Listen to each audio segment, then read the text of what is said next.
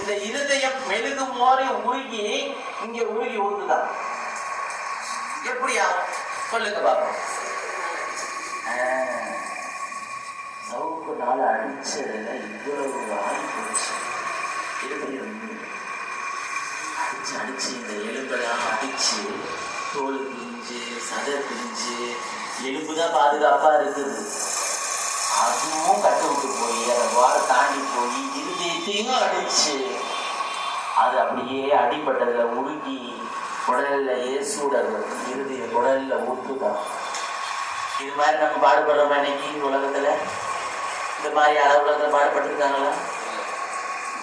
இயேசு நமக்கு நன்மை செய்வதற்காக அன்றைக்கு எல்லாருக்கும் நன்மை செய்வதற்காக அவர் சிலுவையில் அவ்வளோ கொஞ்சம் நவந்தா 10 லட்சம் செலவு பண்ணி வைக்க வேண்டியிருக்கு.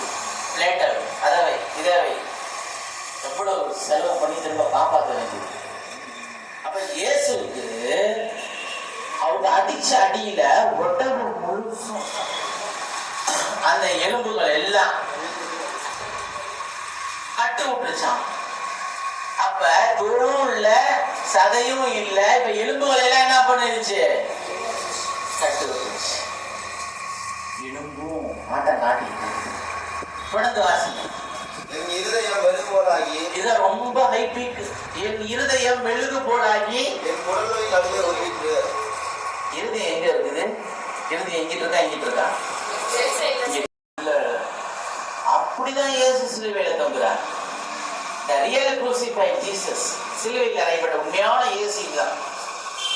அப்ப யோசிச்சு பாருங்க, தலையில கண்டத்துல அடி,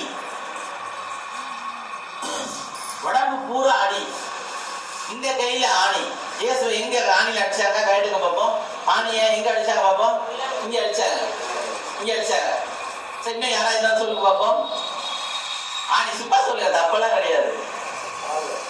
காலையை அடிச்ச, கையில எங்க அடிச்சாங்க? இங்க இருந்து அடிச்சாங்க. இதான் ஸ்ட்ராங்கா நிக்கணும்னு சொல்லி. அப்ப இதுதான் முக்கியமான நரம்பு மண்டலங்கள், ரத்தம் வருது.